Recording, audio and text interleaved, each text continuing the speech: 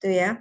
Nah, itu kondisi pertama. Lalu yang ditanya, what characteristics do you think the zinc provides to this coated or galvanized steel? Gitu ya. Jadi karakteristik apa yang akan, kalau ngomong karakteristik ini berarti ngomong performa, ya. Apa yang akan karakteristik apa yang bisa disediakan oleh zinc untuk bisa memenuhi kebutuhan yang atas tadi yang disebutkan. Jadi dia berperan sebagai lapisan luar.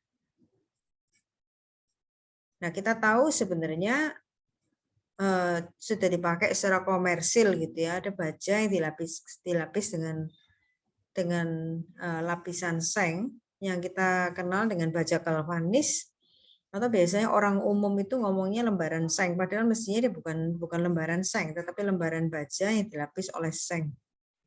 Nah, karakteristik apa yang dibutuhkan? Ya, jadi pertama apa karakteristiknya kira-kira?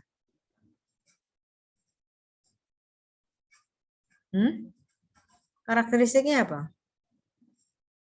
Anti karat. Anti karat bagi siapa?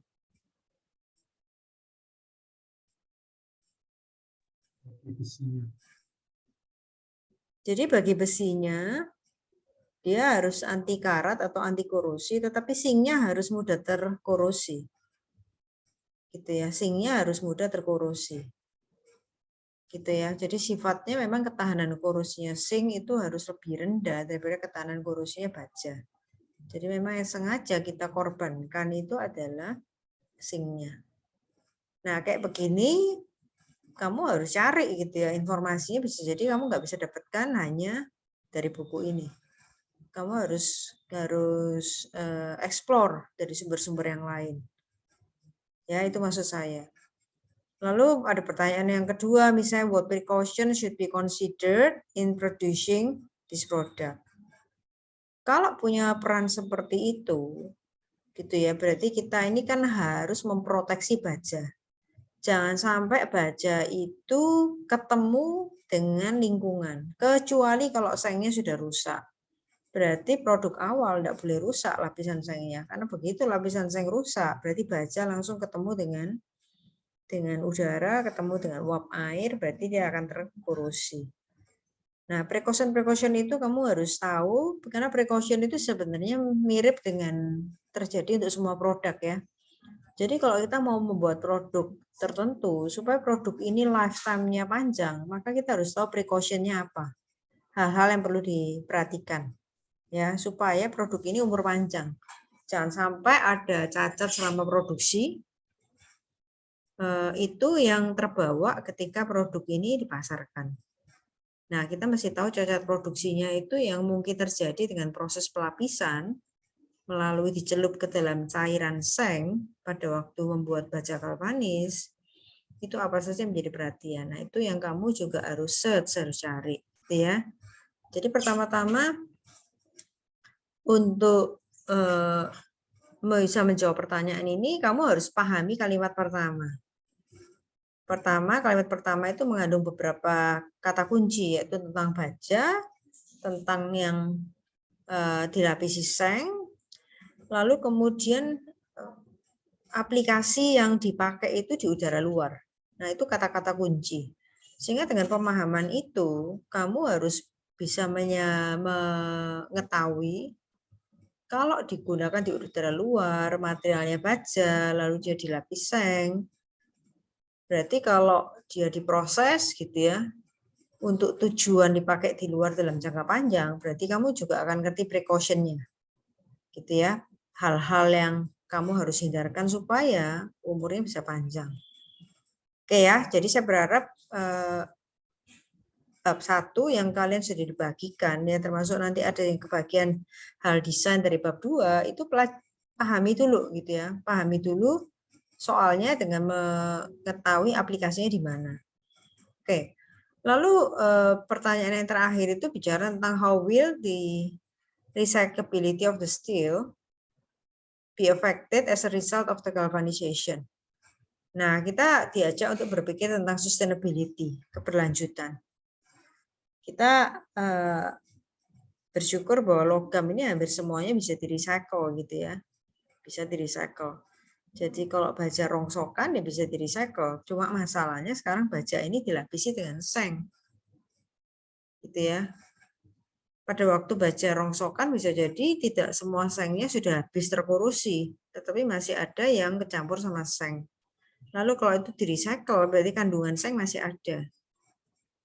Bagaimana nih dampaknya? Nah, itu yang juga mesti dicari. Ya. Oke, jadi itu beberapa hal yang kalian kita bicarakan dari bab 1. Demikian juga nanti yang ke bagian bab 2 ya, contohnya itu ada di kelompok 13 ya, kelompok 13, 14, 15 itu bicara tentang bab 235, 236 sama 356. Juga mirip sama. Dia pahami dulu konteksnya itu aplikasinya di mana, materialnya apa, proses yang dialami apa. Kalau dalam kondisi seperti itu, lalu dia dipakai, berarti pikirkan supaya di umur panjang bisa memenuhi fungsi itu, materialnya cocok enggak? Nah, itu kadang-kadang diskusinya ke arah sana. Paham ya? Jadi informasi dari buku ini, silakan dicari, kamu bisa pakai find and search, kadang-kadang ada contoh soal yang diberikan, kadang-kadang juga enggak ada, tapi bisa di-search dulu, kalau enggak ada kamu harus googling. Cari dari sumber yang lain. Oke, rasanya kalau kelompok-kelompok ini belum pada buat, ya saya nggak bisa banyak ya, karena saya minta kalian berinisiatif dulu untuk menyampaikan hasil pekerjaannya, baru kita bahaskan. Ya, tapi kalau nggak ada yang mengerjakan, ya kita nggak akan bahas satu-satu, jadi start dari kalian. Jadi saya berharap nanti hari Senin, sudah harus ada yang bekerja. Ya, semuanya sudah harus mengerjakan, karena soalnya cuma 4 nih. Jadi nggak sulit. Dan lagian soalnya cuma 4, orangnya juga 3 orang, jadi harusnya bisa. Gitu ya. Oke. Kalau masih ada yang volunteer, mungkin ada yang sudah mengerjakan, gitu ya.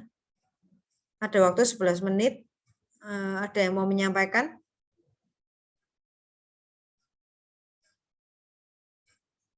Ada? Bu, aku sih pernah kayak nyoba kerjain soal, tapi aku dapetnya itu chapter 4 kan Bu, chapter 4. Nah, waktu aku lihat soalnya itu antara memang kayak pernah dijelasin tapi kurang latihan atau apa, tapi kok aku kerjainnya itu malah jadi bingung gitu ya Bu. Ini dari nomor yang Terus kamu dikasih atau? nomor yang aku dikasih. Terus kan aku kan juga kayak nge-search gitu kan kayak jawabannya gimana, terus ambil lihat kayak bandingkan kayak rumusnya di buku sama rumusnya yang kayak diterakan di kayak di Google gitu kan Bu. Tapi rumus yang diterakan di Google itu rasa kayak kelihatannya belum diajarin sih Bu. Jadi nggak tahu aku. 4 berapa itu? 4,6, 4-6 di halaman Kamu di 140. kelompok berapa? Kelompok 6. Kelompok 6, 46. Coba ya kita lihat sebentar ya. Yang kamu maksudkan apakah kita belum? Kita sudah pernah berlatih kan? Bentar.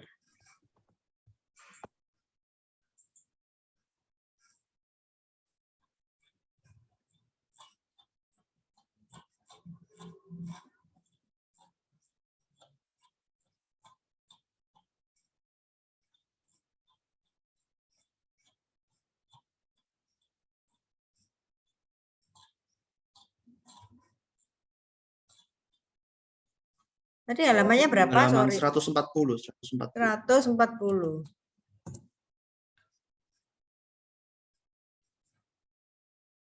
Ya, yang 46 itu, 4-6.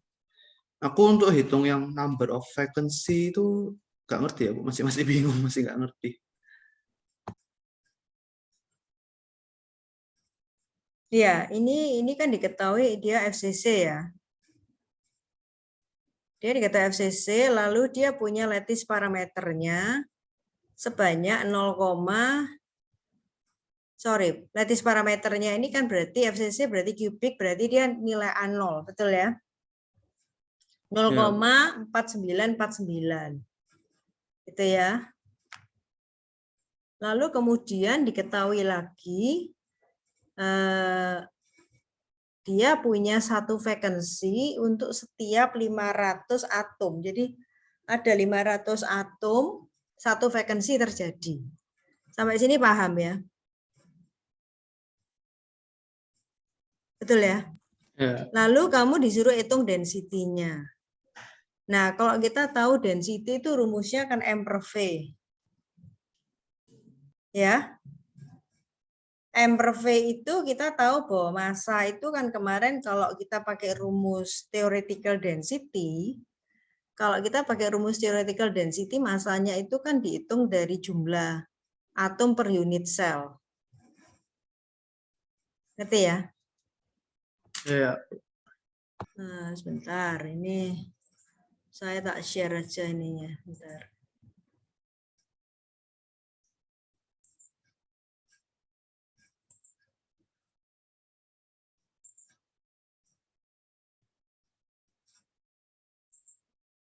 Saya tak coret-coret di PowerPoint aja.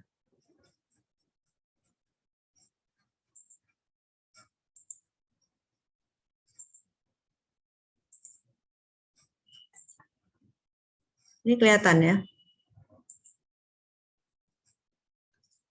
Jadi tadi itu diketahui dari PB ya. Betul ya, PB ini adalah timah hitam.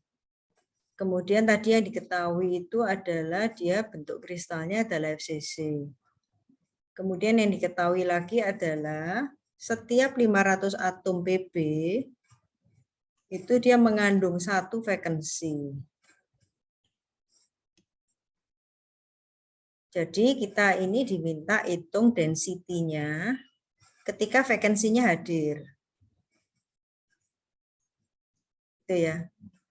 Nah, kita tahu ini ada density teoritis. Density teoritis itu dihitung dari massa dibagi dengan volume. Massa kemarin itu kita menghitungnya dari jumlah atom ya, jumlah atom per unit cell. Jumlah atomnya FCC ini ada berapa? Satu unit cell. Ada 4, betul ya? Ya. Dia ada 4 atom per unit cell. Nah, satu unit selnya dia itu harus ada volume, betul nggak? Volumenya kalau dia kubik berarti kan A pangkat 3, betul ya? Tadi lattice parameternya kan diketahui. Betul? 0,4949. Betul. Nah, itu kamu pangkatkan 3 ya. Nah, sekarang kalau bentar, ini kalau dia 4 atom per unit cell berarti volumenya berapa? Jadi kalau tadi ngomong 500 atom itu ada satu vacancy ya.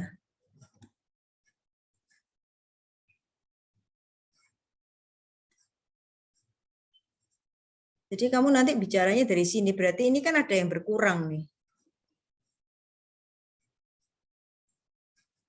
Sekarang kalau 500 atom satu vacancy, berarti 500 ini berapa unit cell? Ngerti kamu? Jadi kalau 500 itu kita bagi 4. Jadi nanti volumenya dihitung dari berapa jumlah unit cellnya. Jadi sekarang massa ini kan jadi berkurang. Jadi kalau 500 atom ini mestinya berapa unit cell? 125 unit cell ya?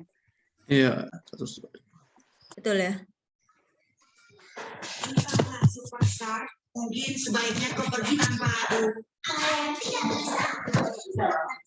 125 unit cell. Berarti kalau halo bisa di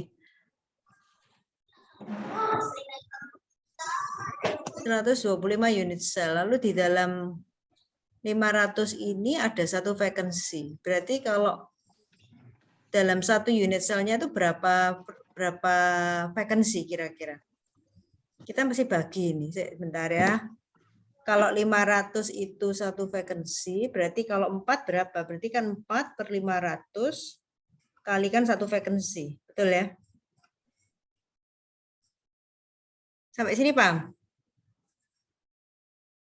Jadi kalau Ini ngehitung per jumlah vacancy-nya, jadi jumlah vacancy kekosongannya per unit gitu ya. per unit cell. Per unit cell.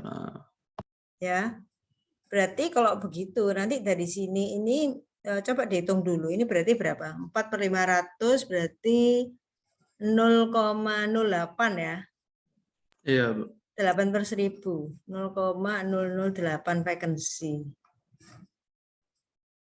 Padahal atomnya itu kan ada 4 ya. 4 dikurangi 0,008 kan. Berarti kan nanti atomnya cuma tinggal 3, berapa kan. Betul ya? Iya. 3,9 something ya. Dari ke 3,9 atom, nanti kan kamu pakai rumusnya berat atom. Kamu harus cari berat atomnya PB. Berat atom PB ini nanti mesti dicari ya, saya agak ingat. Jadi ini kan ukurannya gram per mol. Betul ya? Nah, ini ingat ada kata-kata mol. Ya. Ini ada kata-kata atom. Jadi satu atom PB itu ukurannya sekian. Jadi kalau 3,9 atom kita pakai bilangan Avogadro. Avogadro number. Avogadro number itu kan besarnya adalah 6,023 kali 10 pangkat 23 atom per molnya.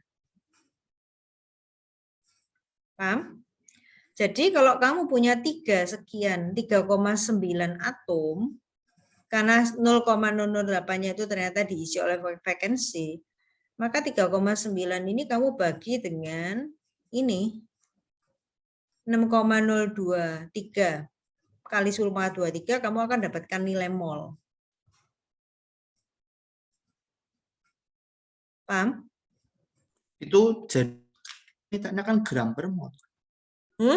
Yang aku masih bingung yang itu, yang BA jadi PB ini gram per mol. Ini 3,9 atom, kamu bagi dulu dengan bilangan Avogadro. Jadi 3,9, kalau kamu bagi 6,023 kali 10,23, ini kan kamu akan dapat mol. Oh, ya.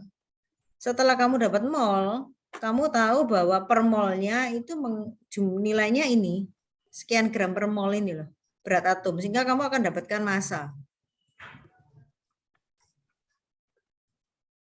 Nanti ini kan ketemunya gram.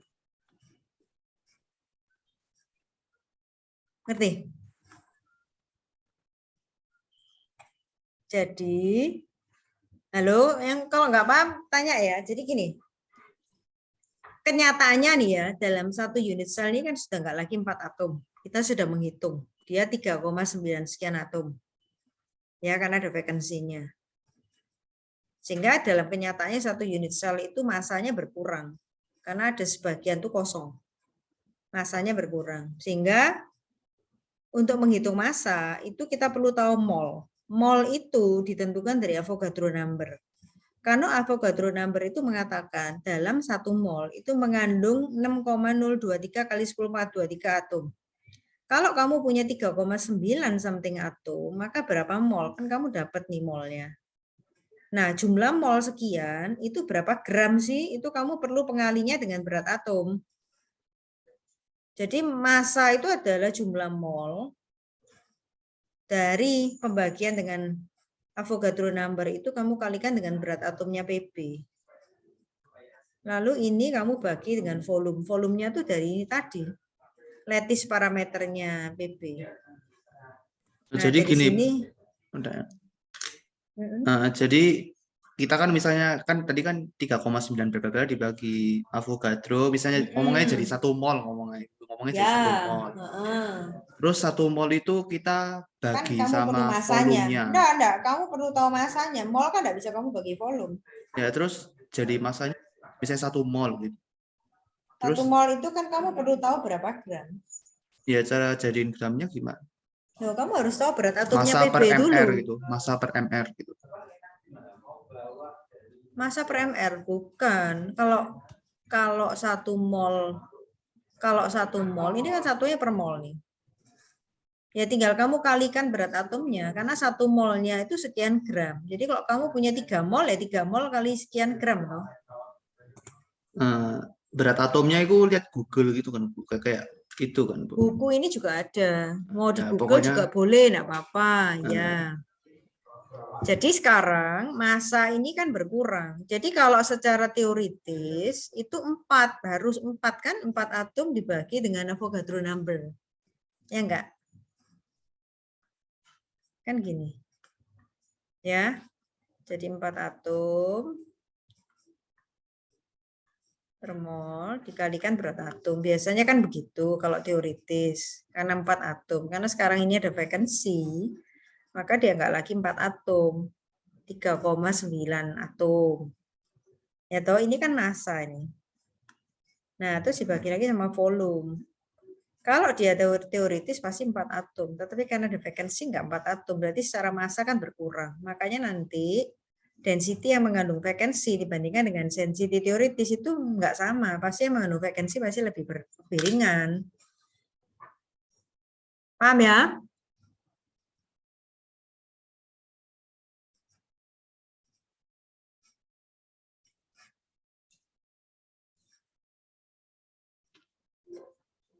Halo? Bisa dipahami? paham, Bu.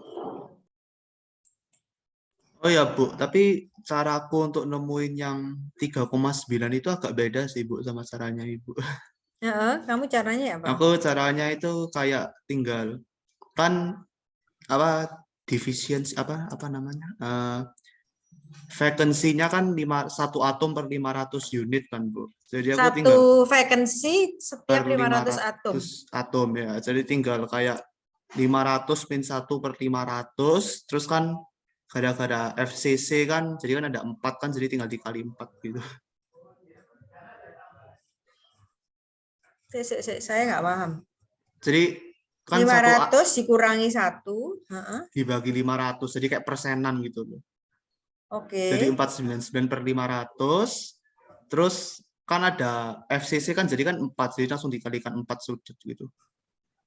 Hasilnya sama sih, 3,992. Oh iya, iya. Itu kan karena kamu ngitungnya kan dari persen, nggak masalah sih.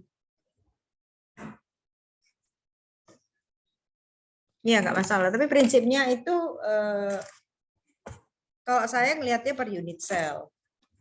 Sebenarnya kan kalau dalam pengertian itu kan tadi kan 500 atom itu sebenarnya kan di dalam setiap 125 unit sel itu ada satu yang kosong kan gitu. Ya enggak? Iya, Bu. Ya kan? Nah, cuma sekarang saya ngitungnya itu dalam 1 unit sel. Kamu juga boleh ngitung gini. Kamu juga bisa ngitung di dalam 125 unit sel. Berarti nanti volumenya itu juga volume 125 unit sel. Ngerti? Itu juga bisa. Jadi banyak-banyak cara tapi mestinya hasilnya sama. Karena kalau saya sudah narik langsung 1 unit sel itu saya sudah bagi. Gitu ya. Jadi dari 125 unit sel yang diisi oleh 500 atom itu saya sudah share duluan ke 1 unit sel itu ketemu berapa vacancy. Atau pakai cara yang lain ya di enlarge gede ke 125 unit sel ya berarti nanti 125 dikalikan volume unit selnya. Gitu ya. Tapi yang kosong cuma 1 atom. Berarti atomnya yang tadi 499 itu kamu jadikan mol, kamu kalikan berat atomnya ya nggak apa-apa, sama aja. Ya karena itu sudah proporsional kok.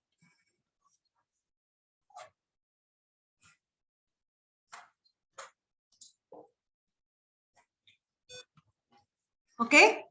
Sudah ya? Ya, saya pikir contoh-contoh soal yang ada di buku itu juga menolong kalian untuk bisa melihat cara berpikirnya pelan-pelan. Karena nanti dari sana kalian bisa mulai paham konsep ya. Karena kalau nggak latihan soal agak susah. Karena rumus-rumus yang kita sudah dapatkan banyak, kalau nggak dilatih nggak bisa. Gitu ya.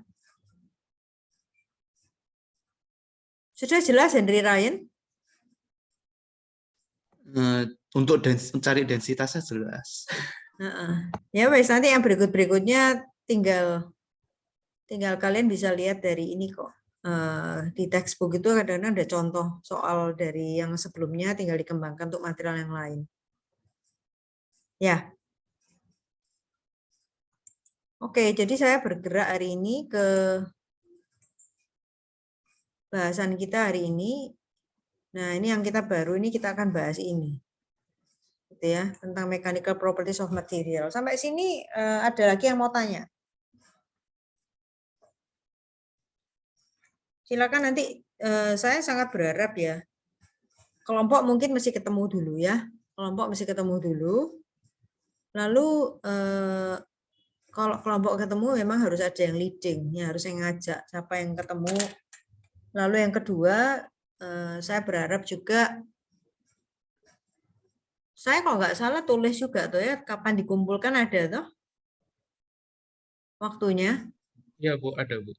Nah, setelah itu ya harus dibagi tugas, masing-masing harus kerjakan bagiannya.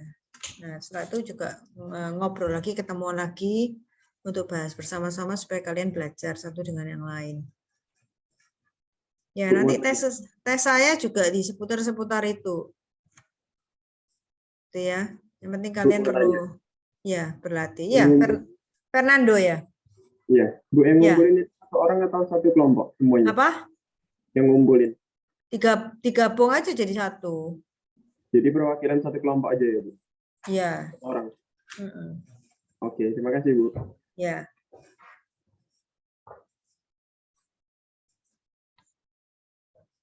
Oke ya, kita sekarang akan membahas tentang mechanical properties of material. Jadi kita itu kayak apa ya? Mungkin memulai dari memahami dalam-dalamnya dulu gitu ya, mikronnya, dunia mikronya, lihat struktur atom dan seterusnya, lalu naik ke atas susunan atom. Sekarang kita lalu bagaimana atom itu bergeser, lalu bagaimana atom itu kita tahan pergeserannya dia jadi kuat. Nah, sekarang ini kita mulai naik agak atas. Atas itu dalam pengertian setelah memahami dalam-dalamnya dan kita kenal konsepnya, sekarang kita melihat performanya. Ya, melihat performanya. Jadi sekarang ini kita melihat komponen 4 itu ya. Kemarin kita bicara tentang komposisi, kemudian kita bicara tentang struktur, kita bicara tentang proses, lalu kita bicara tentang performa. Nah, yang kita bicara sekarang ini adalah performanya, yaitu sifat-sifat dari bahannya. Di mana sifat-sifat itu berangkat dari konsep yang sebelumnya itu ketika kita membahas tentang ikatan atom, ya hubungannya ke sana. Kenapa kok dia bisa kuat? Gitu ya. Ya karena dislokasinya dihambat. Gitu ya.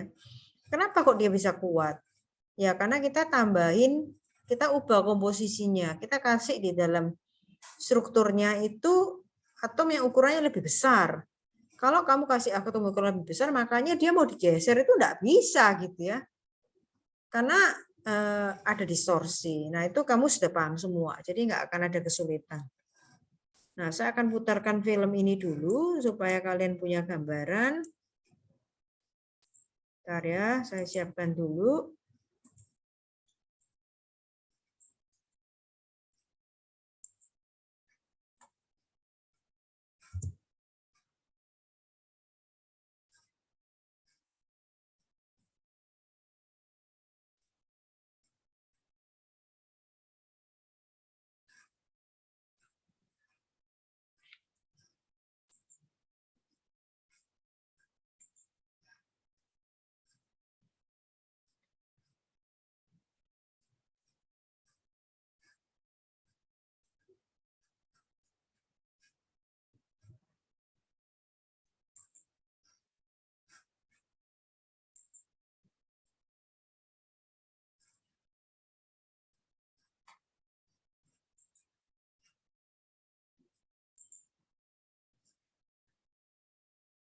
Bentar, ternyata saya diminta untuk login ya sebentar.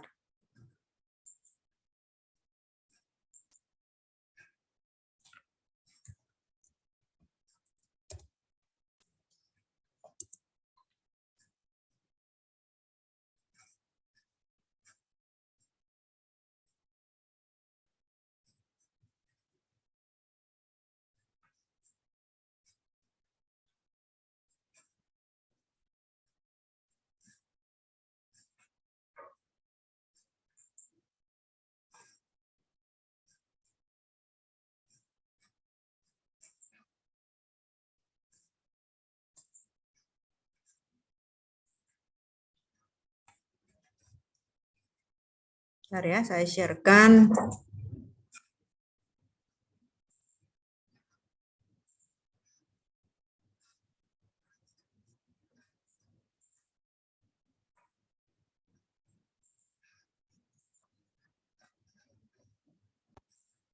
Sudah kelihatan ya?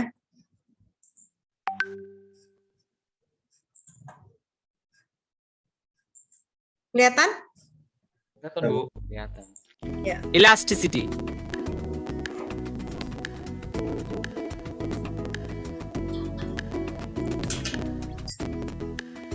Examples of elastic materials are rubber, steel. Elasticity of material is defined as the property of a material by virtue of which deformation caused by applied load disappears upon removal of the load.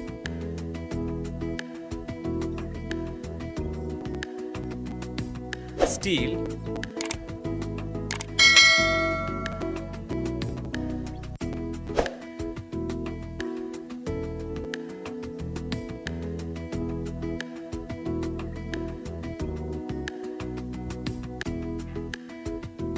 The body which remains its previous shape and size only when the deformation caused by the external force is within a certain limit. This limit is called as elastic limit. Plasticity. Plastic materials undergo continuous deformation. They will not regain their original shape after deformation when the external load is removed. Examples of plastic materials are lead and synthetic resins, etc. Malleability. It is the property of a material which enables it to be extended in all directions by hammering or rolling.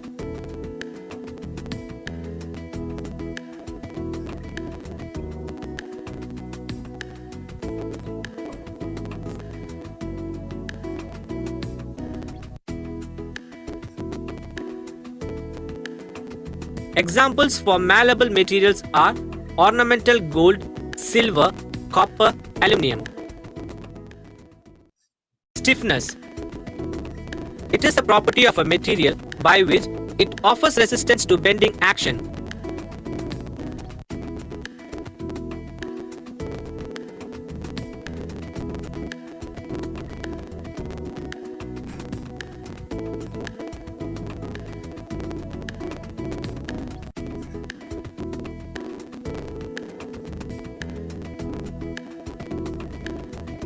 Wood has lesser stiffness and concrete has high stiffness.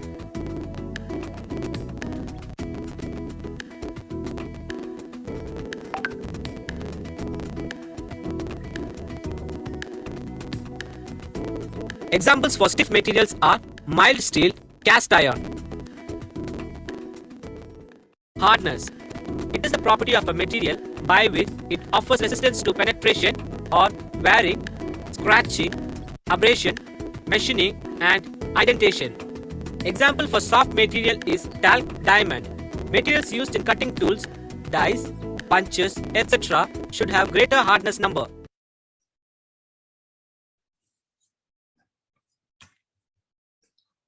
Oke. Saya berharap itu pemahaman dasar ya untuk kalian bisa mengenali berbagai macam sifat yang nanti kita akan pelajari. Tapi nggak cuman konsepnya, tapi nanti kita juga akan masuk di dalam memahami beberapa nggak hanya sifat dasar ya, ada beberapa sifat yang lain tadi yang nggak disebutkan, misalnya ketangguhan, lalu kelelahan ya, lelah, fatigue, kemudian contoh yang lain itu adalah ini ya, creep resistant. Jadi creep itu kalau digunakan di temperatur yang tinggi. Temperatur tinggi kita nggak bisa ukur pakai pengujian di temperatur kamar, karena sifat material sudah beda. Kita sudah lihat kalau di temperatur yang tinggi, maka material itu lebih cenderung untuk ductile. Kalau ductile problemnya adalah Daktal itu ulet. Jadi kalau daktal problemnya adalah ketika dia diberikan stres, beban, maka pasti dia akan mulur, bertambah panjang. Ya, mengalami deformasi itu juga enggak digandaki. Lalu kalau tadi saya sebutkan sebagai impact, ketangguhan, material itu tidak hanya mengalami stres yang kenaikannya bertahap gitu ya, tetapi juga tiba-tiba itu bisa langsung tinggi. Contoh yang kemarin saya berikan contoh kalau kapal, ombak di laut itu badai itu datangnya bisa langsung besar, enggak usah dari kecil ke besar, tapi langsung datang gede. Ya, jadi bagaimana material itu merespon terhadap situasi stres gitu ya, stres yang kecil ke besar tapi atau yang tiba-tiba besar itu beda-beda. Karena itu cara mengujinya juga lain. Ya, nanti cara pengujian itu termasuk dipelajari plus dilanjutkan dengan praktikum. Jadi nanti kalian akan punya kesempatan untuk praktikum dengan menguji beberapa sampel logam, diujikan di lab gitu ya, ada 6 modul yang nanti kalian akan pelajari gitu ya. Dan berharap kita sudah akan praktikum on-site gitu ya. Kalian bisa akan masuk ke ini ya, ke lab dan kalian bisa mempersiapkan itu, dan di dalam pengujian itu ada standar yang harus dipenuhi. Standar itu misalnya melingkupi dimensi sampelnya. Kenapa dimensi sampel harus ditentukan? Karena dimensi sampel itu penting. Tidak cuma dimensi tetapi juga bentuk, kemudian kondisi permukaannya harus seperti apa disiapkan, itu juga ikut menentukan. Kemarin kita sudah lihat ya, kalau yang rentan fatik misalnya, itu retak nggak boleh ada di permukaan. Nah, itu harus betul-betul diperiksa. Gitu ya. Nah, itu beberapa hal yang nanti kita akan pelajari. Jadi ini mechanical properties yang tadi sudah disebutkan di dalam film itu ada stiffness, ada hardness, ada ductility, kemudian ada apalagi tadi yang belum ya, hardness, ductility, lalu elasticity, plasticity sudah kelihatan semua ya. Dan strength menurut saya sudah sangat jelas, karena strength itu kita sudah mendalami konsep dasarnya. Ya, ketika kita lawan dislokasi tidak bisa bergerak pasti naik kekuatannya. Dan stiffness itu juga berkaitan. Kalau strength sama stiffness ini sebenarnya apa ya? Kalau dia strength, kalau dia kaku, stiff, pasti dia kekuatannya pasti tinggi. Jadi itu selalu berkorelasi, ya, berkorelasi. Kekerasan juga berkorelasi dengan strength. Kalau dia keras, dia pasti kuat. Kalau dia pasti kuat, dia pasti juga punya kekakuan yang tinggi. Jadi semuanya berhubungan. Nah, ductility ini yang kebalikan ya. Kalau dia lunak, ductile itu kan ulet. Kalau dia lunak itu kan lawannya strength. Ya, kalau dia lunak berarti pasti kekuatannya lebih rendah. Kalau kekuatannya lebih rendah, pasti dia lebih ductile, lebih ulet. Berarti kalau lebih ulet itu gampang mulur gitu ya, mulurnya panjang. Ya, itu bisa dihubungkan ke sana. Nah, apa hubungannya ductility dengan elastis? Keuletan itu biasanya digambarkan dengan perubahan bentuk. Jadi perubahan bentuk itu bisa bertambah panjang, ya, bertambah panjang itu kalau kita berharap kepada deformasi logam ya kita berharap deformasinya plastis gitu ya, berubah bentuk secara plastis. Nah, itu yang diharapkan. Kalau elastis kan cuma sementara ya, elastis kan cuma sementara. Jadi kalau misalnya contohnya pegas itu kita berharap deformasinya elastis. Jadi pegas itu misalnya ya kita bicara tentang pegas daun, shock absorber gitu ya di otomotif. Kita berharap pegas daun ataupun per gitu ya. Jadi kalau dia sudah meredam getaran, kita berharap ya dia balik lagi pada bentuk normalnya gitu ya. Kita nggak berharap bahwa pegasnya lalu jadi mati gitu ya istilahnya. Kalau orang awam ngomong pegasnya mati lalu dia nggak bisa meredam getaran. Jadi dia balik lagi kepada posisinya semula. Dia nggak boleh molor ataupun dia nggak boleh pegasnya mati tadi nggak bisa meredam.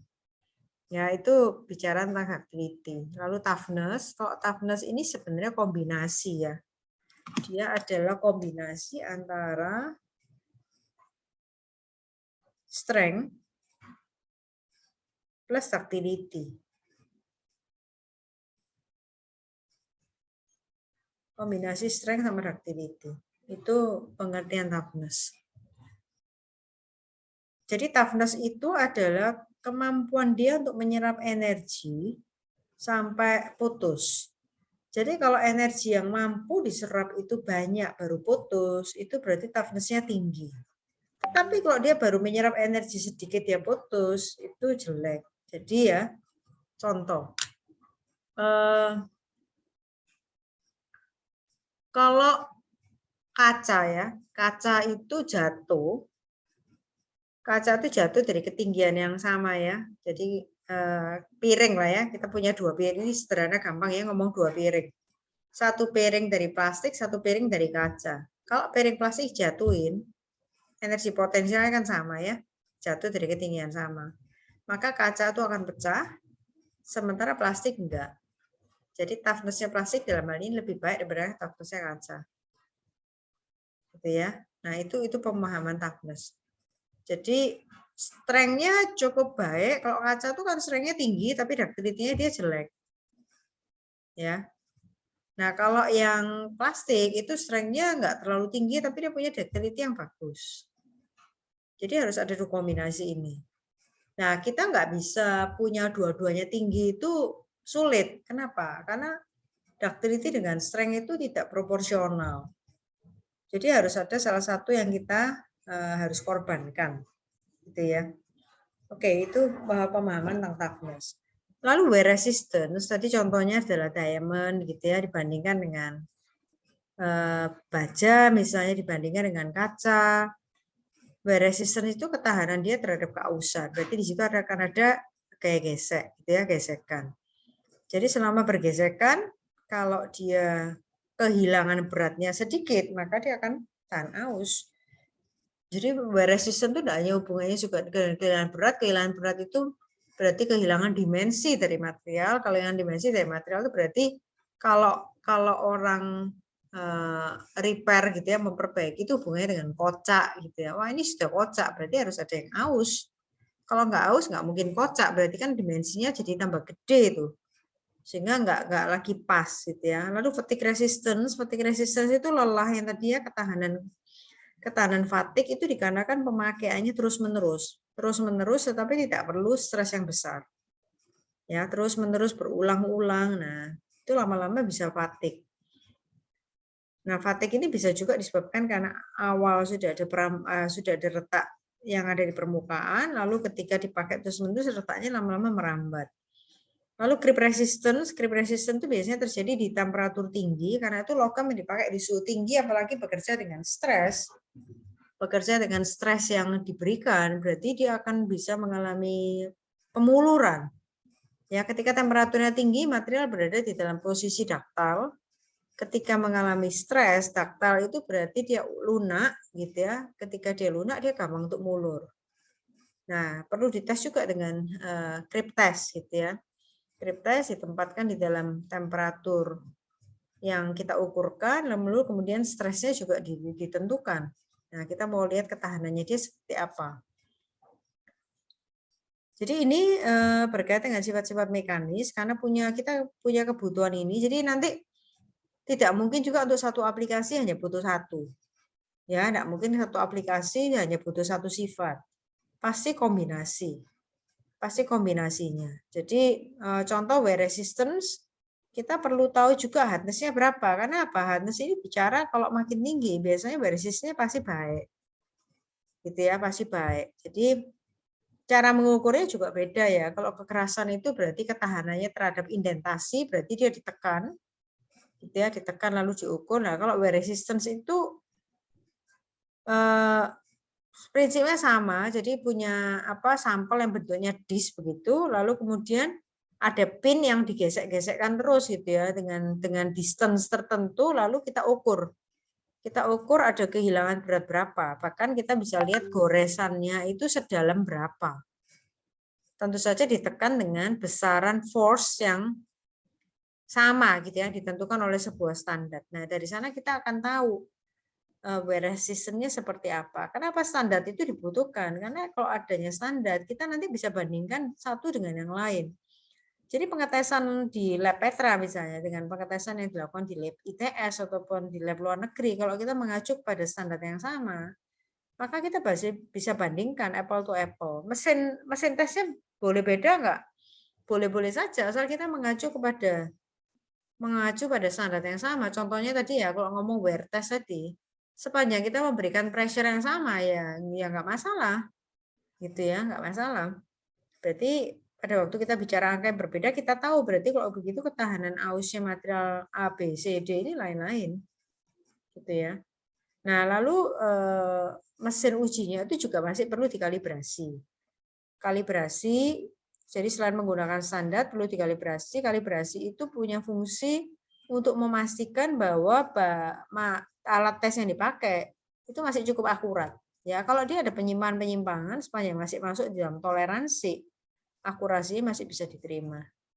Ya, biasanya kalibrasi itu dibutuhkan setahun sekali karena umur alat gitu ya. Itu mungkin bisa jadi ada pergeseran, mungkin ada yang aus dan seterusnya. Nah, bisa diketahui ketika proses kalibrasi dilakukan. Jadi gambar-gambar yang ada di samping kanan itu bisa memberikan gambaran ya. Sebuah sayap pesawat itu berharap dia stiff, cukup kaku. Karena kalau yang terjadi di B itu dia not stiff enough, jadi dia nggak kaku, akhirnya jadi bisa melengkung. Tapi selain kaku juga butuh harus tahan fatigue, karena pesawat itu nggak cuma diem gini ya, tapi dia harus terbang. Jadi kalau terbang itu artinya goncangan angin itu juga bisa memberikan daya naik maupun menekan juga sayap pesawat itu dari atas, dan bahkan kalau angin bertiup itu sayap pesawat bisa gerak atas bawah begitu ya, kayak burung mengepak-ngepakkan sayap. Nah, itu bisa juga fatigue resistant. Ya, karena stresnya berulang-ulang didorong naik turun. Nah, kalau dia tidak tahan fatigue, maka satu kali pasti akan retak. Nah, sayap pesawat ini adalah komponen yang paling kritis di sebuah pesawat terbang. Kenapa? Karena dia memberikan daya angkat untuk pesawat. Karena pesawat punya alasan menolak jumlah barang kita yang overweight kecuali kita mau bayar. Karena faktor itu ya. Jadi yang angkat ini ya sayap itu. Oke ya. Jadi itu yang kalian perlu tahu. Yang tadi saya bilang tidak hanya satu sifat yang diperlukan, tapi beberapa. Jadi kalau dia tidak strong enough maka dia bakal patah gitu ya. Kalau tidak tough enough berarti dia akan patah, retak gitu ya. Nah, termasuk hal-hal yang lain, misalnya ini terlalu berat. Kalau terlalu berat ya akhirnya terjadi di gambar E itu ya. Kita tahu bahwa semua kebutuhan material di transportasi itu butuh density yang ringan, tapi tetap kuat. Jadi kalau ada material yang kuat itu selalu dihubungkan dengan density-nya. Kalau dia terlalu berat, ya nggak digendaki juga. Kalau dia sangat ringan tetapi nggak kuat juga nggak bisa gitu ya. Tapi kita punya dua, kuat tapi ringan. Ya, karena itu ada ukuran yang namanya specific strength. Specific strength itu adalah strength terhadap density. Nah, ini nanti beberapa mechanical properties yang akan kita pelajari ya, mulai dari tensile test. Kalau tensile test ini kita hanya nguji dari satu arah, ya, uji tarik, gitu ya. Jadi kalau saya punya, background saya hilangin aja supaya bisa memberikan.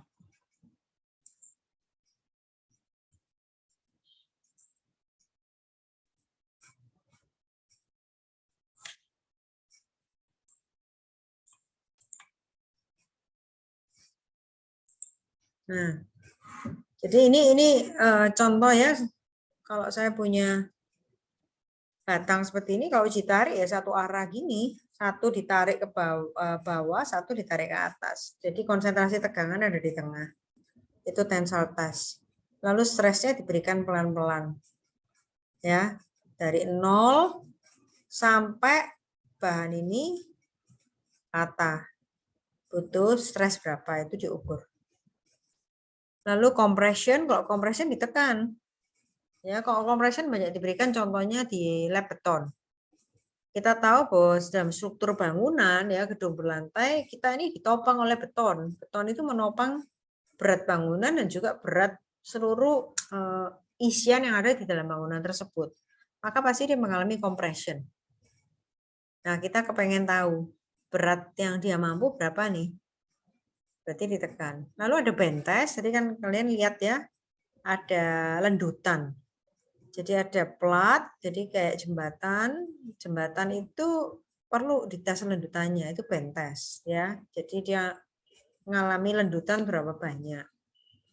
Lalu hardness test, kekerasan. Nah, kekerasan ini hubungannya dengan wear test tadi ya. Kalau bahan ini keras pasti kuat. Jadi pisau itu butuh hardness test. Karena pisau itu bicara keausan. Pisau itu aus lama-lama, makanya kita tuh perlu mengasah pisau. Kenapa? Karena pisaunya aus. Dan pisau yang aus itu tidak bisa memotong dengan baik. Ya, tidak bisa memotong dengan baik. Pasti hasil belahan atau potongannya pasti jadi kasar. Nah, itu diukur dengan hardness test. Jadi pernah kejadian di sebuah pabrik sepeda itu ada yang namanya rem. Remnya sepeda itu diambilkan dari kawat baja ya. Jadi kawat itu dipotongin kan untuk bikin rem. Nah, ketika motong itu pisau potongnya. Nah, ini kadang-kadang kalau di pabrik itu terlalu sibuk ya. Jadi ada mahasiswa Petra yang waktu itu melakukan pengukuran. Karena kemudian di dalam pabrik itu ada masanya dia harus menghadirkan tambahan unit untuk menghaluskan permukaan potongan. Jadi permukaan yang dipotong itu setelah waktu tertentu ini kasar, jadi dipotong kasar. Kenapa? Karena pisau potongnya sudah tumpul. Kalau pisau potong tumpul, pisaunya itu sudah nggak lagi rata permukaannya, tetapi apa? Dia ada bagian-bagian yang kalau orang Jawa bilang itu ada yang coel gitu ya. Coel itu apa ya? Tidak lagi mulus, tetapi ada yang kasar gitu ya, karena ada sebagian yang sudah lepas karena dia aus. Akibatnya ketika dia dipakai untuk motong, itu permukaan yang dipotongnya jadi kasar. Akibatnya apa? Ya ini harus dihalusin. Akhirnya tambahan unit di antara unit motong dengan yang kelanjutannya, karena yang kelanjutannya nggak mau terima kalau permukaannya itu kasar, jadi dihalusin lagi. Nah, ini tambahan waktu untuk pabrik, tambahan kos, gitu ya.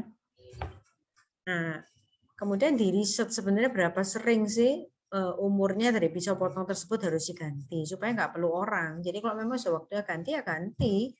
Karena kalau nggak nambahin orang itu kan juga tambahan lagi. Nah, itu perlu hardness test. Nah, silakan nanti misalnya dievaluasi gitu ya. Kalau pisau potong merek itu umurnya sekian, mungkin kita mesti explore gitu ya. Pisau potong yang kualitasnya lebih baik ya harganya lebih mahal. Tapi kalau lifetime-nya kemudian lebih panjang, sehingga secara cost juga lebih murah, meskipun investasi awal lebih mahal, why not gitu ya, bisa dicoba. Nah, itu kira-kira keputusan-keputusan yang perlu diambil di pabrik. Lalu berikutnya adalah impact test. Impact test itu yang tadi saya bilang. Tidak semua aplikasi faktanya itu hanya mengalami stres yang naiknya pelan-pelan. Kalau tiba-tiba itu dia mengalami hantaman yang hebat, langsung gitu ya, ya nggak bisa dilakukan tensile test, nggak mungkin. Ini harus tes sendiri. Ya. Jadi kalau mobil bisa ketemu airbag itu nggak mungkin dikerjakan misalnya dengan melakukan tensile test, itu nggak bisa. Ya, tampaknya dengan tensile test itu bahannya kuat, tetapi kalau dia dilakukan impact test sudah beda perilakunya. Nah, kita perlu tahu. Ya. Tapi juga nggak perlu kalau supaya dia nggak hancur gitu lalu dikasih penghalang gitu ya, dipasangin bumper yang kuat. Nah, itu juga nggak perlu. Karena itu nggak pernah ada pabrik mobil yang mengeluarkan mobil dikasih bumper kuat. Itu kita aja yang masangin, betul nggak? Tapi konsepnya sudah salah ya. Oke, nanti kita pelajari itu salahnya di mana. Lalu berikutnya fatigue test. Fatigue test ini juga beda lagi yang tadi seperti saya bilang. Kalau dia dipakai berulang kali ya, contohnya poros. Poros ini kita tahu dia adalah sifatnya apa? Transmisi gaya ya. Jadi terus bekerja berputar. Kalau berputar ada satu sisi di sini mengalami tegangan tarik ya. Dia tegangan tarik, tapi nanti kalau dia pindah di atas tegangan tekan. Karena beratnya sendiri ya, beratnya sendiri. Jadi terus-menerus bekerja seperti itu bertahun-tahun, berarti dalam RPM itu kan berarti RPM-nya bekerja terus sekian hari, sekian tahun, berarti gonta-ganti, tarik tekan, tapi ada masanya dia nggak kuat. Apalagi kalau kemudian ada retak kecil yang lolos gitu ya. Nah itu menjadi pusat untuk retak merambat dan dia bisa putus. Supaya kita bisa tahu, kita nggak bisa lakukan hanya tensile test, karena tensile test itu tidak ada tes dengan cara rotasi seperti ini gitu ya, dengan cycle berulang kali. Karena nanti dengan fatigue test itu kita akan tahu berapa cycle dia mulai rusak. Ya, siklus keberapa ketika diputar ya mulai rusak. Nah, itu bisa dikerjakan dengan fatigue test. Lalu yang berikutnya tuh creep test. Creep test ini bermain dengan temperatur. Jadi memang dia dipakai untuk keperluan suhu tinggi, maka perlu diteskan ketika di suhu tinggi nanti itu pemulurannya, jadi dia mulai berubah bentuk mulurnya seberapa jauh itu di sana ya. Nah ini sudah ya, kita sudah pelajari proses, structure, lalu kemudian ada lagi komposisi, itu mendukung kepada sifat. Ya, komponen ini kita sudah pelajari sebelumnya. Oke, saya rasa ini juga sudah. Tadi ngomong applied force-nya bisa naik bertahap, bisa yang sudden, bisa yang kontinu, bisa yang abrasif, dan seterusnya ya. Lalu sedikit kita akan bahas physical properties. Physical properties ini juga pada kenyataannya diperlukan buat seorang engineer. Kita tidak hanya pikir tentang mechanical properties ya, tentang mechanical properties yaitu melihat respon material terhadap gaya yang diberikan, tapi juga terhadap sifat magnet gitu ya, sifat magnetic properties kalau kita bicara tentang apa misalnya antena, terus kalau kita bicara tentang optical itu bicara tentang teleskop gitu ya. Masih banyak macam-macam yang lain yang sifat thermal gitu ya. Sifat thermal contohnya adalah kebutuhan terkait dengan coefficient expansion gitu ya. Coefficient expansion itu dalam rangka misalnya pada waktu kita memberikan proses pelapisan ya. Pelapisan ruang bakar dikasih lapisan keramik. Ya, di ruang bakar itu pasti mengalami ekspansi. Bagaimana lapisan keramiknya? Akan mengalami ekspansi dengan ukuran yang sama enggak? Karena kalau misalnya tidak, bahaya. Pasti keramik itu tidak bisa expand sebanyak logam. Ya. Demikian juga dengan kontraksi. Kalau dia dipakai lagi di suhu yang lebih rendah. Demikian seterusnya. Sehingga akibatnya apa? Kita harus aware juga terhadap physical properties. Belum lagi kalau kita bicara bushing, poros dengan bushingnya, gitu ya, atau bearing. Ya, itu juga bicara tentang physical properties, sifat thermalnya. Jangan-jangan coefficient of thermal expansion-nya nggak sama. Nah, kalau sama bahaya apa enggak? Kalau sama ketika sama-sama mengembang, pokoknya sifatnya perlu dekat gitu ya, sifatnya perlu dekat. Kalau beda jauh, nanti satunya ngembangnya banyak, satunya enggak. Itu juga akan jadi apa? Loose, kocak pasti ya. Tapi kalau dia terlalu ngembangnya sedikit, satu ngembangnya banyak juga akan sesek. Ya, kalau sesek jadinya macet gitu ya. Nah, itu juga enggak dikehendaki karena physical properties jadi penting. Oke. Kemudian berikutnya kita lihat dulu yang pertama ya, kita bicara tentang tes tarik.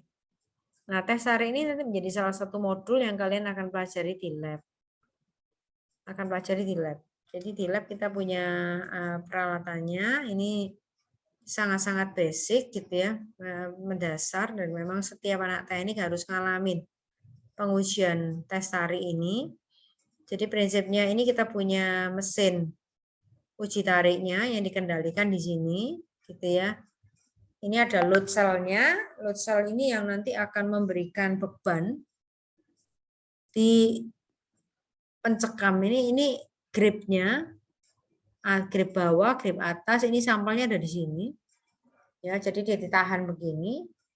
Lalu salah satu tetap, yang satunya lagi narik gitu ya ke atas. Pelan-pelan bertahap. Nah, ini sampel awalnya. Ini ngikutin standar ASTM. Standar ASTM itu American Standard for Testing Materials. Kita tandain di tengahnya ini, ada tanda ini adalah panjang mula-mulanya dia, karena konsentrasi tegangan ada di tengah. Setelah dites, kamu perhatikan ini mengecil dan bertambah panjang. Jadi kalau awal cuma segini, sekarang sudah tambah panjangnya ya. Jadi dari L0, jadi L final.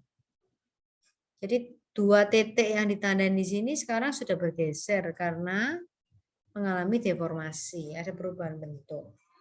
Nah, lalu dari tensile test ini nanti yang perlu data yang didapatkan tuh tidak hanya kekuatan tarik gitu ya. Jadi tidak hanya strength. Tapi kita juga bisa tahu keuletan. Dari mana keuletan? Yaitu dari kemampuannya dia untuk mengalami perubahan panjang.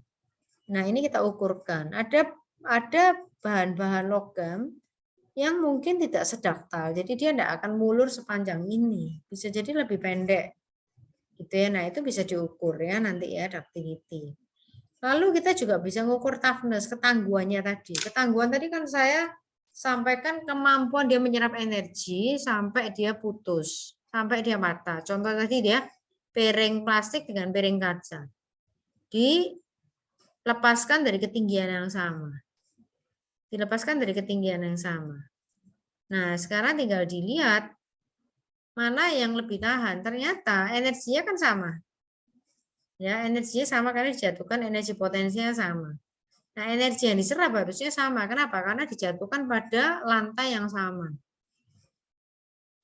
Nah, pada waktu diserap ternyata kaca lebih tidak tahan. Berarti apa?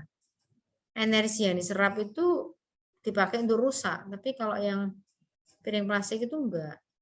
Gitu ya. Nah, itu contoh. Kecuali kalau Gorilla Glass-nya handphone kita ya, maka toughness-nya akan tinggi sekali. Dan itu unusual untuk sebuah kaca biasa. Lalu kita bisa mengukur juga elastic modulus. Elastic modulus ini ukuran stiffness, kekakuan. Jadi ini adalah ukur kekakuan. Jadi kamu bisa lihat data atau informasi yang kita dapatkan itu banyak sekali. Lalu yang berikutnya adalah ukuran strain hardening. Strain hardening ini saya sudah pernah cerita ya. Strain hardening itu adalah salah satu bentuk penguatan logam selain melalui grain size. Jadi logam yang saya minta kalian untuk nyoba ya. Jadi kalau kamu punya kawat, kalau kawat ini makin kamu tarik, ya, makin kamu tarik, makin lama itu akan makin keras. Atau kalau kawat tuh kamu tekuk-tekuk ya, saya pernah kasih contoh toh. Jadi kalau kamu punya kawat nih, kamu tekuk, kamu balikin, lama-lama dia akan keras. Tanpa kamu sadari, ya. Maksudnya bukan tanpa kamu sadari. Kalau kamu lakukan dengan pelan-pelan, pasti kamu akan ngalami. Wah, tambah berat. Sebelum putus ya. Nah, itu karena strain hardening. Nah, strain hardening ini terjadi karena yang pada waktu kamu tekuk, kan dia nekuk tuh. Pada waktu kamu nekuk ini kamu membentuk dislokasi baru. Kamu kembalikan, dislokasinya bergerak lagi, tapi dia akan entangled dengan dislokasi baru yang lain. Jadi dislokasi ini terbentuk baru dan jadi tambah banyak, sehingga satu dengan yang lain itu membentuk network gitu ya, sebuah jaringan dengan kenaikan density dislocation yang besar, sehingga akibatnya apa? Susah untuk bergerak lagi. Nah, itu pemahamannya ya. Nah, data-data ini kita bisa dapatkan dari 1 kali pengujian. Nanti kita berikutnya akan lihat juga grafiknya, grafik yang didapat. Nah, ingat bahwa tadi saya katakan sesuai dengan standar, karena itu harus kamu pastikan kamu ikut standar acuan yang mana. Setiap lab yang menguji itu bergantung standar yang diikuti yang mana, bebas gitu ya, bebas. Kalau lab yang kita punya, nanti kalau kalian praktikum, kita ngikuti standar JIS, Japan Industrial System. Nah, standar JIS ini lebih ringkas, gitu ya. Kita tidak perlu bikin dumbbell spesimen seperti ini. JIS, Japan Industrial System. Jadi kalau dia bentuknya batang, Ya sudah, tinggal kita potong aja batang dengan ukuran tertentu. Jadi kita nggak usah bikin dumbbell shape kayak gini. Nah, ini nggak perlu. Ini dibisyaratkan oleh ASTM. Ya. Jadi kalau ASTM itu minta panjang mula-mula. Ini untuk bentuk yang batang ya. Panjang awalnya 50 mm, kalau diameternya 12,5. Tapi kalau misalnya dia flat, ya tubular, ya kayak bentuk pipa gitu, beda lagi ya standar-standarnya. Jadi standar harus diacu, standar harus dibaca, standar harus diperhatikan untuk spesimen bentuk apa. Karena kalau dia bentuknya plat, dengan dia bentuknya pipa, dia bentuknya batang, dia bentuknya H-beam, dia bentuknya I-beam, itu beda-beda. Ya, termasuk kalau diameternya misalnya di JIS ya, bentuk di bawah 25 mm dengan di atas 25 mm, mengukur panjang spesimennya juga nggak sama. Jadi semua harus mengacu kepada standar. Jadi tidak ada satu pengetesan pun yang sesuka-suka ditentukan sendiri, nggak bisa. Ya. Oke. Jadi kamu bisa lihat ini. Ini adalah gauge section-nya. Ya, ini daerah ukur yang menjadi pusat konsentrasi tegangan pada waktu sebelum dites dan setelah dites. Itu dia mengalami pengecilan penampang kayak begini dan dia putus di sini. Nah, pengecilan penampang ini ciri-ciri kalau bahan ini adalah ductile. Bahan yang ulet itu kayak gini, mengecil nih. Dari diameter awal, ini diameter awalnya di sini, diameter akhirnya kecil. Kenapa dia mengecil? Karena dia kompensasi dengan panjang yang bertambah. Jadi ada yang namanya cone, cup, and cone.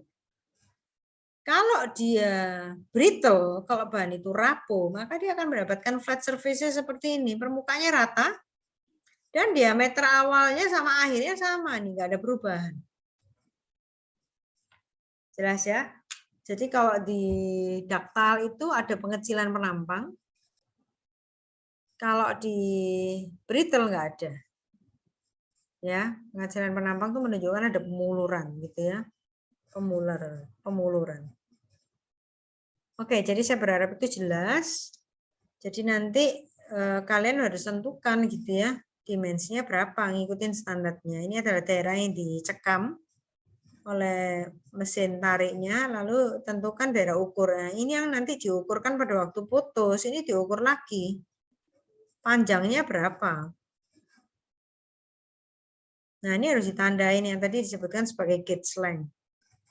Ya, gauge length ini, titik ini harus ditandain nih. Nanti setelah putus, sampelnya didekatkan lagi, ditempel kayak gini, lalu diukur panjang akhirnya berapa. Gitu.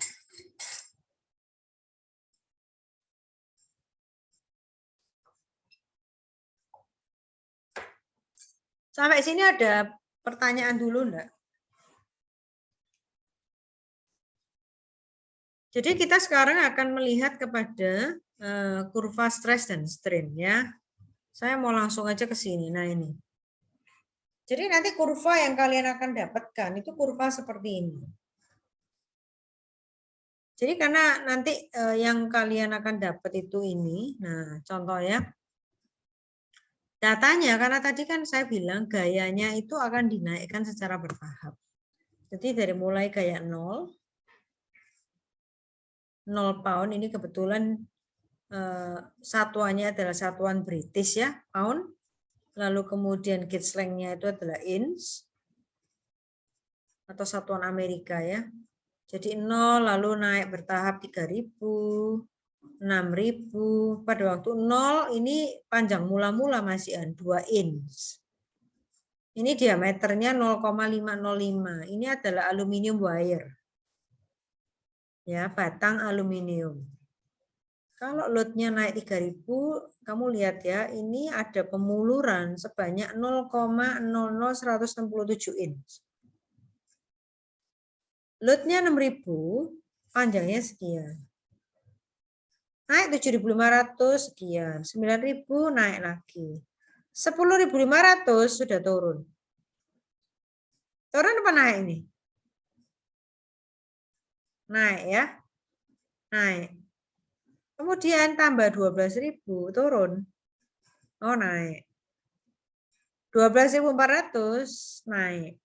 Maksimum load. Kemudian 11.400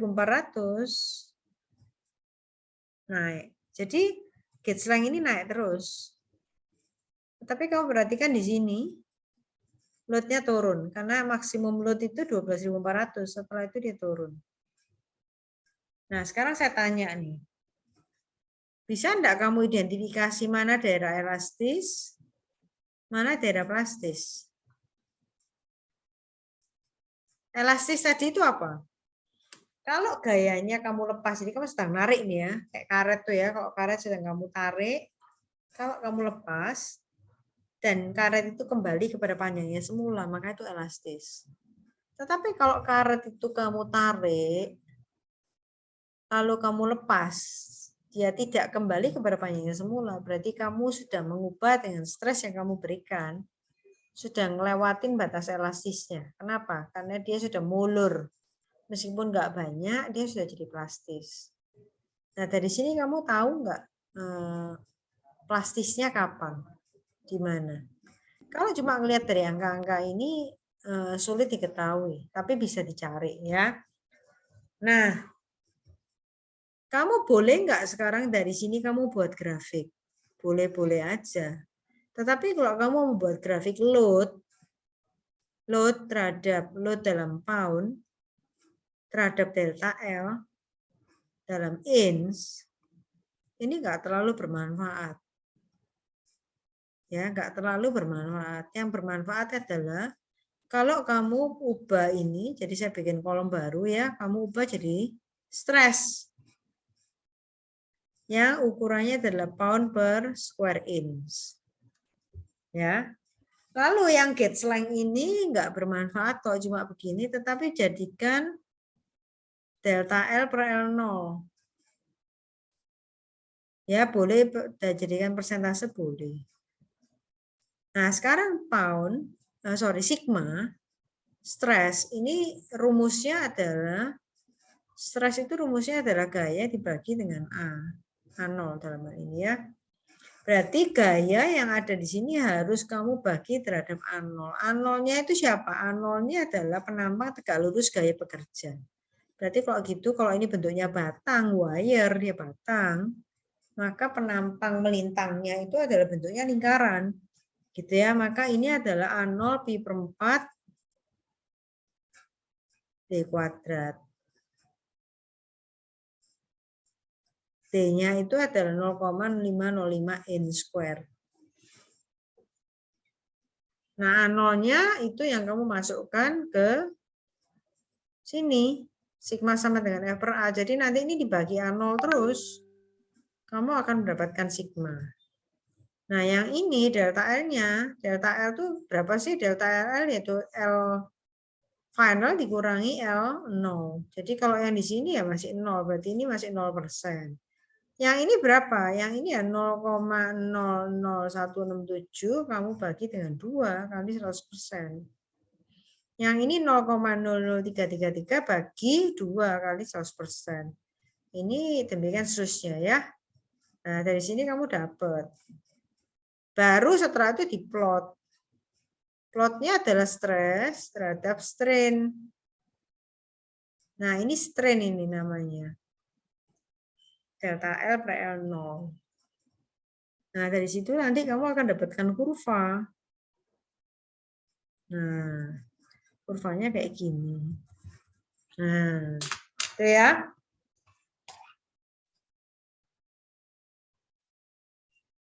Sampai sini ada pertanyaan enggak?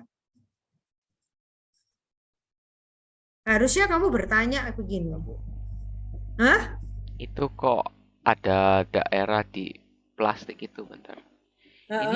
Ini di sini nih, dia tegangannya itu nggak nambah sama sekali, tapi strainnya tetap kok bisa tetap nambah. Tegangannya nggak nambah. Nambah Iya. gitu loh. Ini loh naik Enggak. terus. Ini enggak yang di sini. Ini. Itu kan sudah maksimumnya toh. Iya, tapi apa masih nambah sampai Yang nambah apa maksudnya? Regangan? Iya, regangannya nambah, padahal stresnya nggak nambah begitu banyak. Ya. Nanti saya jelaskan ya. Tegangannya sudah nggak perlu ditambah. Karena bahkan sekarang tegangannya turun. Jadi secara gaya itu kamu berusaha untuk menaikkan, ya berusaha untuk menaikkan. Tetapi karena jadi kemudian jangan lupa karena di sini dia sudah nggak lagi butuh gaya yang besar. Kenapa? Karena sekarang mengalami necking. Jadi ketika maksimum itu tercapai, sampel itu sudah mulai mengalami pengecilan penampang. Ya. Jadi dia mengecil. Ngerti ya? Nah, gambar saya jelek nih. Jadi kalau tadi awalnya begini nih, foto. Nah, mulai mengecil. Siap-siap putus. Nah, kira-kira gini. Nah, ini mulai terjadi di maksimum. Nah, kalau kamu punya penampang yang kecil ya, kamu nggak usah ngoyo toh. Ya nggak? Jadi sudah lebih enteng gitu loh ya, karena sudah mulai kecil. Jadi kalau kawat itu sudah mulai mengecil kan kamu nggak usah menariknya parah. Dengan kamu narik lebih rileks saja dia tetap tambah mulur, betul nggak? Itu tadi untuk jawab Nicholas. Ngerti ya? Halo? Iya. Halo. Ya, paham ya Nicholas? Iya. Jadi satu karena dia sudah mengalami necking, ketika dia necking itu kemudian kamu tidak perlu lagi mengupayakan sekuat-kuatnya, gitu ya, sehingga kamu bisa lebih rileks, menambahkan gaya yang tidak usah besar, dia tetap bertambah panjang. Gitu. Oke, jadi sekarang yang kamu perlu tanya sebenarnya, kenapa yang force terhadap L, gitu ya, terhadap delta L saja itu meaningless dibandingkan dengan stres terhadap strain. Kenapa kok meaningless? Ada yang mau tanya itu? Atau ada yang sudah menemukan jawabannya?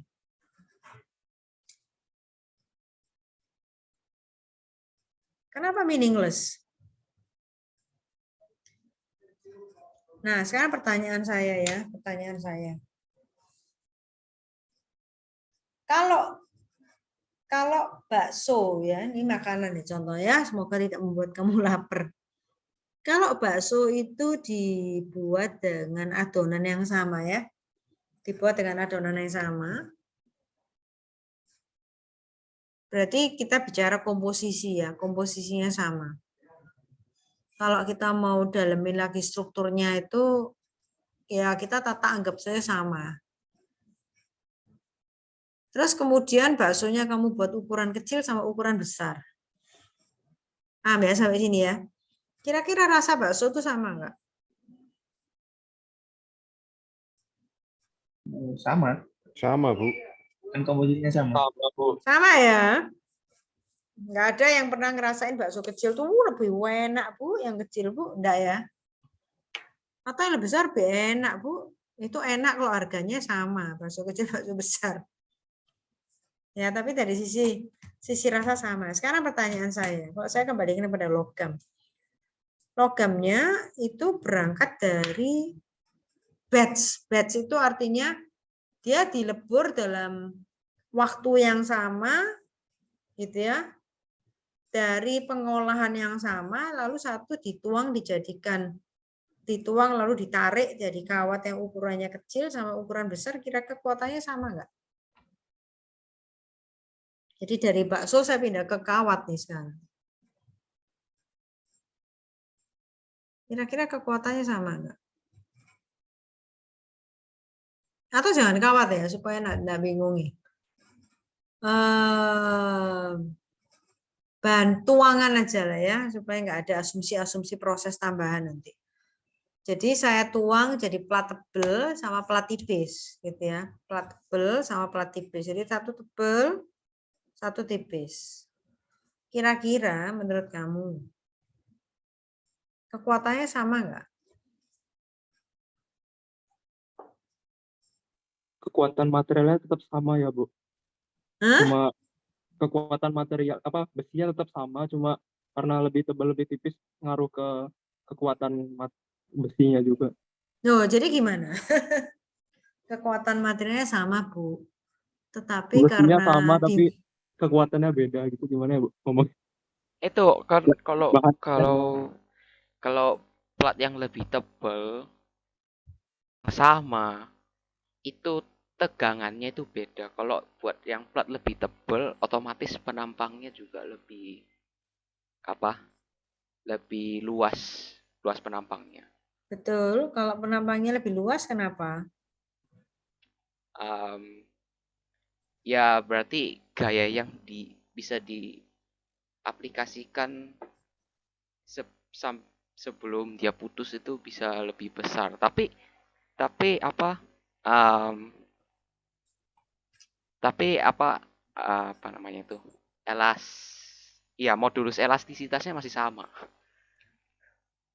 Nah, kekuatannya lebih kuat, Bu. berarti nggak sama dong kekuatannya. Jadi beda sama bakso tadi ya.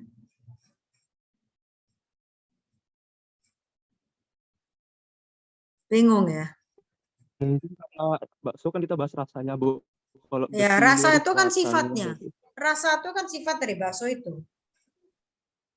Iya, jadi sifat besinya mungkin sama, tapi kekuatan yang bisa beban yang bisa diterima beda. Oke. Jadi ada dua istilah yang kamu sempat munculkan ya. Sifat dan beban yang bisa ditanggung. Betul ya? Sifat dan beban yang bisa ditanggung. Jadi memang kamu harus membedakan dua itu. Dan seringkali kita sendiri jadi rancu. Contoh ya, saya kalau mau membangun kapal ya, kayak misalnya, kayak kapal kecil, kalau saya mau menghitung untuk cuma muat 2 orang, dan itu kayaking hanya untuk 2 orang di danau, dengan saya bikin lagi untuk 6 orang, dari bahan baja yang sama, boleh nggak? Bahan baja yang sama loh ya. Kalau bahan bajanya sama, berarti kekuatannya sama nggak? Sama. Sama, tetapi untuk memuat kayak yang untuk memuat 2 orang dengan yang untuk memuat 6 orang, kita bedakan di mana? Kalau bahannya sama. Di luasnya, ukurannya luas. Di tebelnya, betul nggak? Jadi kekuatan bahan itu sama. Ya, kekuatan bahannya sama. Pada waktu kamu menghitung, lalu kemudian kamu mengambil kesimpulan bahwa karena beban yang bekerja itu lebih besar, maka supaya dia tetap kuat, maka saya bermain dengan menambahkan tebal. Ya, kalau saya tambahkan tebal, berarti gaya itu yang bekerja nanti terhadap kekuatan bahan itu masih bisa ditanggung oleh bahannya. Karena apa? Didukung oleh tebelnya. Jadi kalau dari sisi kekuatan, jadi kekuatan itu adalah properti ya, sifat dari material. Sementara kamu harus pisahkan dari beban yang ditanggung. Beban yang ditanggung itu di luar sifat tersebut. Ya, di luar sifat tersebut. Sehingga kalau kamu konsep dasarnya bahan yang komposisinya sama, harusnya kekuatannya sama. Tetapi kalau bahan itu punya tebal yang berbeda, kekuatannya masih sama, tetapi dia bisa menanggung beban lebih banyak. Nah, itu yang kamu harus bedakan dua term itu. Jadi kamu nggak boleh campur adukkan.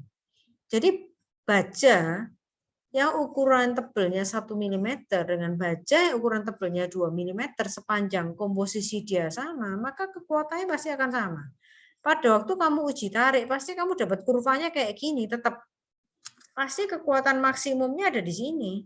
Baik baja 1 mili, 2 mili, 3 mili, 4 mili sepanjang komposisinya sama. Jadi tidak mungkin baja 5 mili dengan 1 mili itu kekuatannya nggak sama, karena grafiknya pasti grafik ini. Yang membedakan adalah baja 5 mili itu bisa menanggung beban lebih besar daripada baja 1 mili. beban yang ditanggung lebih banyak. Kenapa? Karena dia bisa menahan karena luas penambangan lebih besar. Itu maksud saya. Paham ya? Jadi kalau platnya tipis,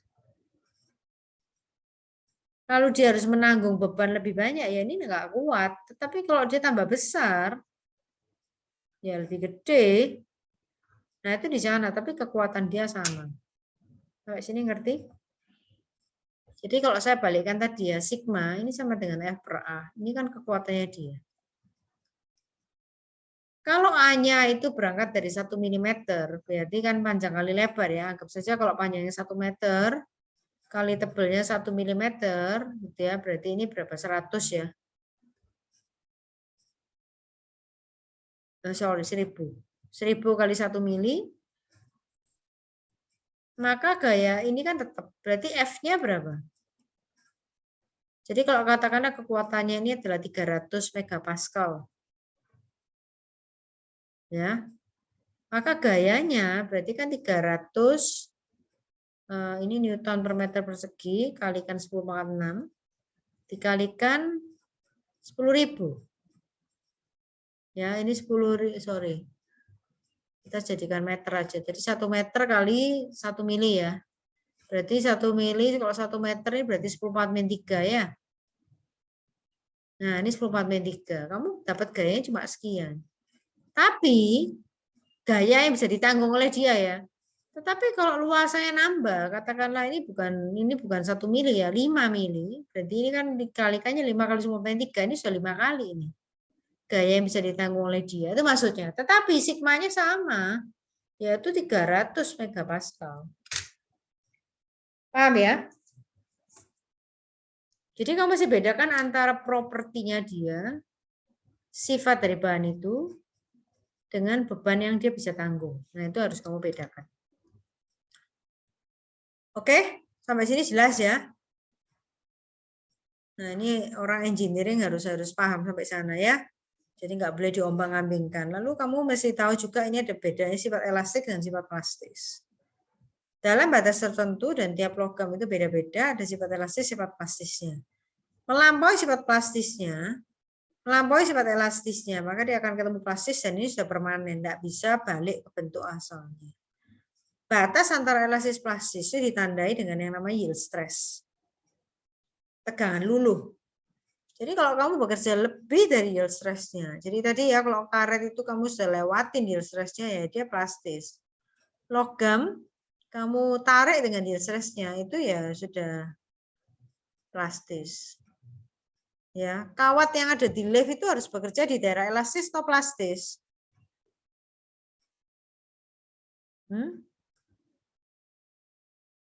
Wire yang narik lift gitu ya. Untuk kita pindah dari lantai 1 ke lantai 5 itu harus bekerja di daerah elastis atau plastis? Elastis. Hah? Elastis, Bu. Elastis. Nggak boleh loh. Karena itu kenapa lift itu perlu dikasih sensor berat. Ya, itu pengamannya. Karena kalau sensor beratnya tidak bekerja, lalu yang muat itu segitu banyak orang dan tidak memberikan peringatan, ya nanti wire-nya akan mulur. Kalau mulur nanti kamu lantai 1 nggak ke lantai 2, ke lantainya 2,5 nanti. Ya, atau malah nggak sampai lantai 2, gitu ya. Jadi karena tambah lama tambah panjang. Nah itu nggak boleh, lama-lama ya putus. Jadi harus bertahan di elastis. Ya. Kalau mau bikin panci, kalau mau bikin kawat, mau bikin paku, itu harus di daerah plastis. Kenapa? Karena kita berharap deformasinya itu permanen. Berarti ya? Oke. Jadi saya berharap ini jelas. Nah, di daerah elastis itu kita masih punya yang namanya stiffness. Stiffness itu ditandai dengan slope, kemiringan kurva ini. Artinya kalau dia tambah kaku, maka dia tambah tegak gitu ya. Slope-nya tambah tegak. Kalau dia lunak pasti begini. Nah, kalau lunak pasti lebih condong ke ke bawah, dan pasti nilai maksimumnya juga lebih rendah, pasti. Kalau dia tambah kaku, ini bisa naik, bisa tambah tegak. Nah, bisa gini. Lalu dia maksimumnya di sini. Maksimumnya di sana, sekalian putus. Kalau ini kan mulur dulu, putusnya di sini. Jadi antara maksimum dengan fracture itu enggak berada di satu titik. Kalau dia ductile sama dengan ini juga ya. Setelah maksimum dia masih bisa mulur baru fracture. Tetapi kalau logam ini kaku, ya dia nggak akan mulur banyak-banyak. Ketika maksimum ya di situ dia putus. Dan pasti nilai slope-nya ini tegak. Ya. Oke, lalu poin yang penting lagi ini adalah daerah maksimum ya. Tegangan maksimumnya. Di sinilah terjadi yang namanya work hardening atau strain hardening, itu di sini ya. Work hardening, work atau strain hardening yang tadi ya peningkatan dislocation density atau peningkatan dislocation network. Di sini tambah keras, makanya logamnya butuh ditambahin stres gitu ya. Kamu harus mengupayakan terus sampai kemudian dia mencapai maksimumnya. Karena itu upaya yang terus harus didorong terus ya, dinaikkan sampai akhirnya maksimum dan dia mulai necking. Kalau logam itu ductile, kalau logamnya nggak ductile kayak yang saya gambar di sini, ini nggak pernah necking, jangan harap necking karena neckingnya terjadi setelah maksimum. Ini loh baru necking. Kalau di sini nggak ada necking karena kurvanya sudah kamu lihat nih. Nah, kayak gini loh. Nggak ada necking ini, putus dengan tetap dengan diameter yang sama. Gitu. Jadi itu tahapan-tahapan yang ada. Saya harap sampai sini jadi jelas ya. Nah, silakan nanti dicoba kurva data ini. Nah, kamu diminta untuk menggambar ya, plot the data. Biasanya saya minta ini gambarnya di kertas grafik. Kalau nggak pakai kertas grafik berarti buat dengan skala yang betul. Nah, ini ada data-data misalnya setelah fracture di sini berapa? Nilainya 3,02.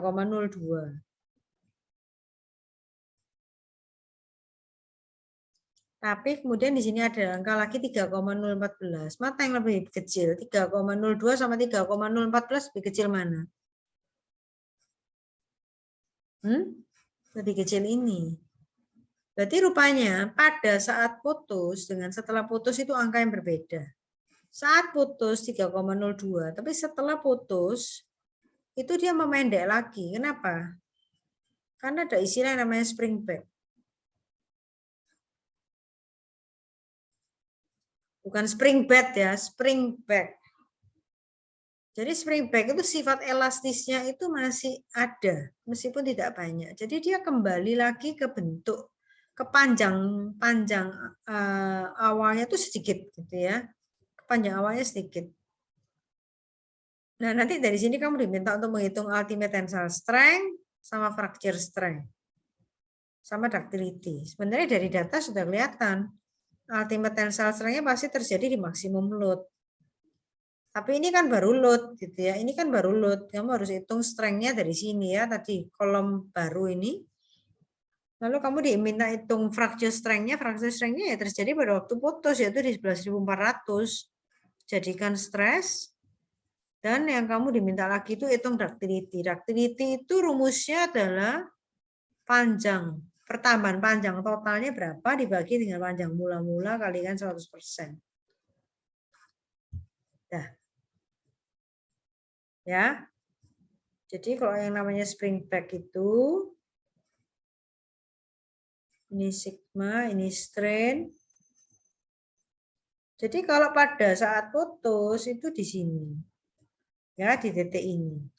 Tapi kalau dia mengalami spring back itu di sini. Nah, dia memendek lagi. Jadi ini dengan ini itu paralel.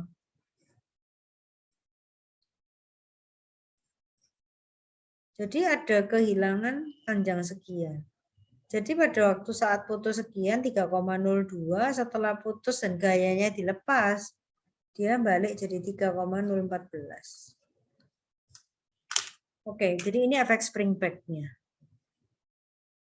Karena itu kalau mau buat misalnya bodi pesawat ya, bodi pesawat itu misalnya curvature-nya seperti ini ya.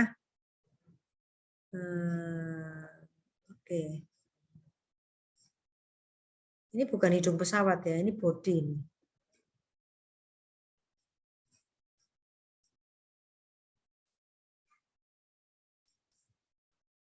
Nah, ini pesawat terbang begini.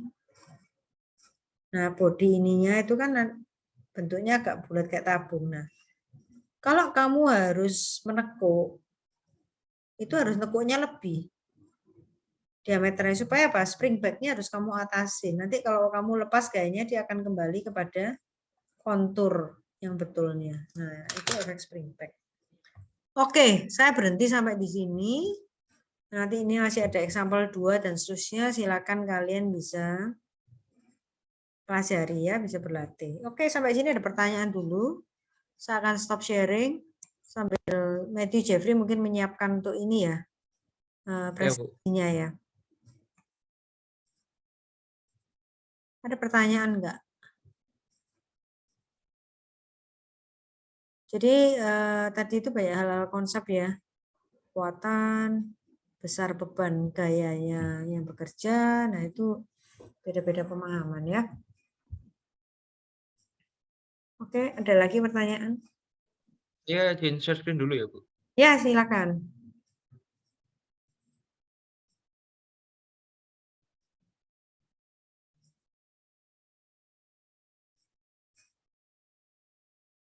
Saya matikan dulu.